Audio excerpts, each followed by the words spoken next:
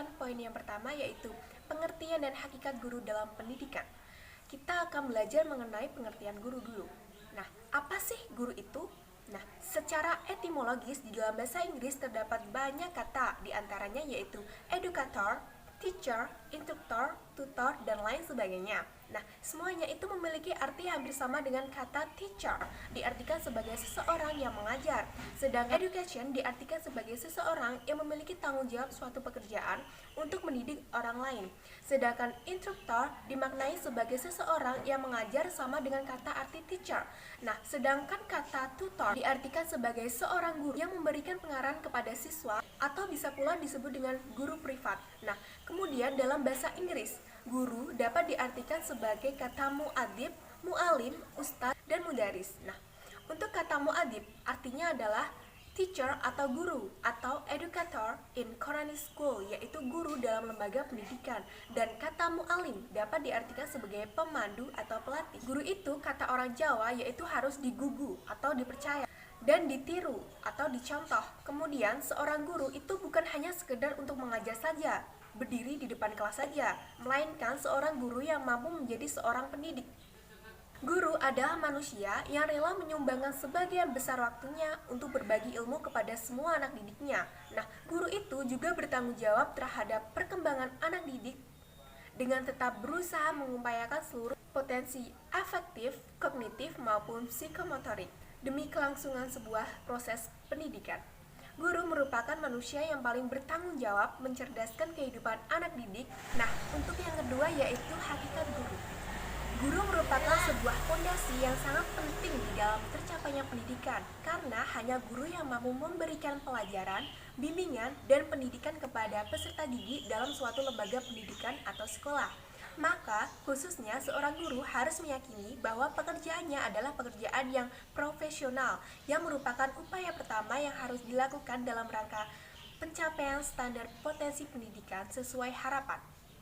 Standar pendidikan yang baik seorang guru bukan hanya menjadi seorang guru yang kerja tiap hari di sekolah, serta memberikan dan menyampaikan informasi dan materi pelajaran, akan tetapi seorang guru harus mampu berkembang sesuai dengan tugas-tugas perkembangannya, agar standar proses pendidikan yang baik dan optimal dapat tercapai sesuai dengan apa yang diinginkan. Guru merupakan pendidik profesional dengan tugas utama yaitu mendidik, mengajar, membimbing, mengarahkan, melatih, menilai, dan mengevaluasi peserta didik pada jalur pendidikan formal. Tugas utama itu akan efektif jika guru memiliki derajat profesionalitas tertentu yang tercerminkan dan kompetens, kemahiran, kecakapan, dan keterampilan yang memenuhi standar mutu dan norma etik tertentu. Nah, dapat diartikan bahwa seorang guru itu harus benar-benar memiliki wawasan intelektual yang luas, mengingat pekerjaannya tidak hanya dalam memberikan suatu informasi atau materi saja. Di negara ini, guru dibagi menjadi dua, yaitu guru negeri dan guru swasta. Nah, guru negeri berada dalam struktur pemerintah dan digaji oleh pemerintah. Sedangkan guru swasta mendapatkan pembinaan dari pemerintah dan mendapatkan gaji dari sekolah masing-masing. Baik, untuk poin selanjutnya akan disampaikan oleh teman sekelompok saya, yaitu Mbak Zorotul Nisa. Terima kasih. Nama saya Zorotul Nisa, NIM 203190318. Di sini saya akan melanjutkan penjelasan dari Mbak Riki Cahya, yaitu tentang peranan dan kedudukan guru. Yang pertama yaitu peranan seorang guru. Peran guru sangat signifikan dalam proses belajar mengajar. Nah, peran guru dalam proses belajar mengajar itu meliputi guru sebagai pengajar, pengelola kelas, motivator, fasilitator, dan masih banyak lagi. Nah, di sini saya akan menjelaskan tentang peranan guru yang dianggap paling dominan. Yang pertama yaitu demonstrator. Guru sebagai demonstrator yaitu guru harus menguasai materi yang akan diajarkan kepada muridnya. Nah, guru juga harus mengembangkan dalam arti meningkatkan kemampuannya dalam menjelaskan, dalam menguasai ilmunya dengan mengikuti banyak seminar atau dengan melihat video-video dari YouTube. Nah, karena hal itu akan sangat menentukan hasil belajar yang dicapai oleh siswa. Yang selanjutnya yaitu manajer. guru sebagai manajer atau pengelola kelas. Pengelolaan kelas adalah keterampilan guru untuk menciptakan dan memelihara kondisi belajar agar kelas tetap optimal. Jadi guru harus bisa menguasai dan juga bisa mengatur kelas bagaimana agar tidak ramai, bagaimana siswa bisa terus memperhatikan guru, dan bagaimana siswa tetap aktif dalam pembelajaran. Jadi guru harus bisa menguasai kelas. Yang kedua, yang selanjutnya yaitu fasilitator.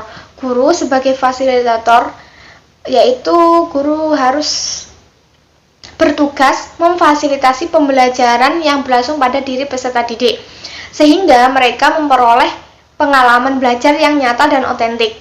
Nah, dengan memfasilitasi pembelajaran, berarti guru berusaha mengajak siswa, membawa siswa yang ada di kelasnya untuk berpartisipasi dan terus aktif dalam pembelajaran di kelas.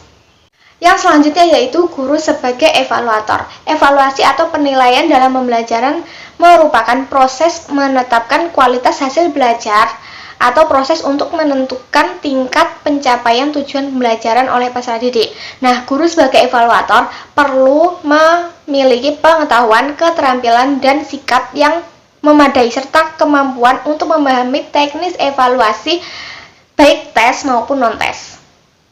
Jadi, guru selain menilai hasil belajar peserta didik, guru juga harus pandai untuk menilai dirinya sendiri, baik dalam perencana, pelaksana, maupun penilai proses atau program pembelajaran. Selanjutnya saya akan menjelaskan tentang kedudukan seorang guru. Yang pertama yaitu guru sebagai pendidik dan pembimbing. Sudah kita ketahui bahwa guru selain mendidik, guru juga membimbing peserta didik dalam proses belajar mengajar.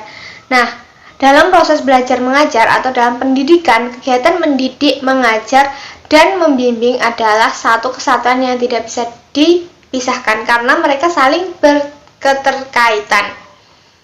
Nah, pendidikan adalah usaha pendidik memimpin anak didik secara umum untuk mencapai perkembangan menuju kedewasaan jasmani maupun rohani. Dan membimbing adalah usaha pendidik untuk memimpin anak didik dalam arti khusus, misalnya memberikan dorongan atau motivasi dan mengatasi kesulitan-kesulitan yang dihadapi anak didik. Yang selanjutnya yaitu guru sebagai tenaga profesional. Pekerjaan profesional akan senantiasa menggunakan teknik dan prosedur yang berpijak pada landasan intelektual yang harus dipelajari secara sengaja, kemudian terencana, dan dipergunakan demi kemaslahatan orang lain. Kompetensi seorang guru sebagai tenaga profesional kependidikan ditandai dengan serentetan diagnosis, rediagnosis, dan penyesuaian yang terus-menerus. Jadi sebagai seorang guru harus terus belajar, mengasah kemampuan diri dengan melihat seminar-seminar atau YouTube agar menjadi guru yang profesional. Guru sebagai agen pembelajaran. Yang dimaksud dengan guru sebagai agen pembelajaran adalah peran guru antara lain sebagai fasilitator, motivator, pemacu, perekayasa pembelajaran, dan pemberi inspirasi bagi peserta didik. Pembelajaran yang berkualitas adalah pembelajaran yang mampu meletakkan posisi guru dengan tepat sehingga guru dapat memainkan perannya dengan kebutuhan belajar peserta didik. Contohnya sebagai fasilitator, guru tidaklah mengajar, tetapi melayani peserta didik untuk belajar. Kemudian sebagai motivator, guru mendorong peserta didik untuk belajar. Kemudian sebagai pemacu, guru menyentuh faktor-faktor belajar agar kompetensi peserta didik meningkat.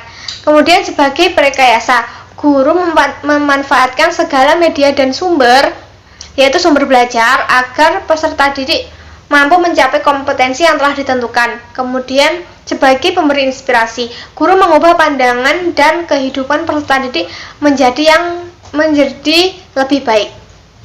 Nah, adapun syarat-syarat yang harus dipenuhi oleh guru, yaitu syarat profesional, syarat biologis, syarat psikologis, dan pedagogis didaktis.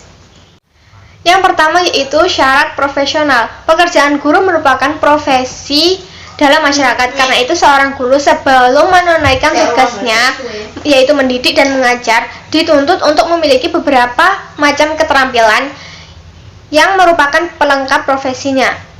Profesional tersebut biasanya diasosiasikan dengan ijazah yang memberikan kewenangan dan tanggung jawab guru dalam melaksanakan tugasnya.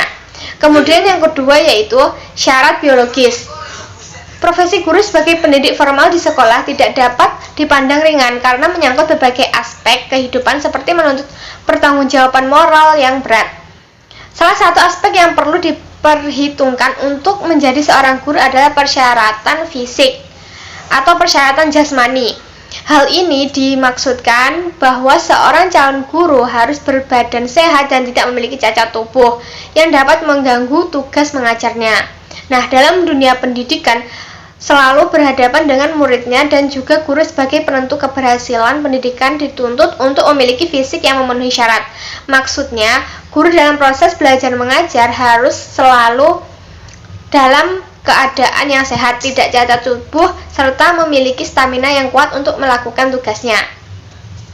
Yang selanjutnya adalah syarat psikologis. Nah, dalam syarat psikologis ini pada hakikatnya dibagi menjadi dua unsur, yaitu unsur jasmani dan unsur rohani. Nah, persyaratan tersebut sepintas lebih menekankan pada kesehatan jiwa seorang guru.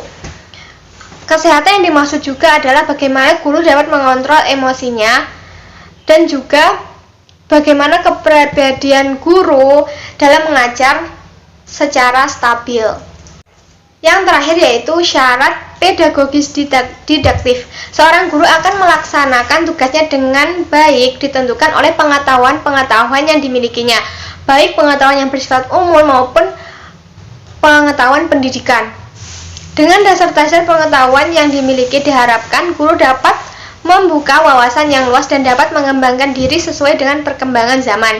Di samping itu, persyaratan pengetahuan bagi guru ini juga sangat penting sebagai penunjang dan pembentukan profesi guru.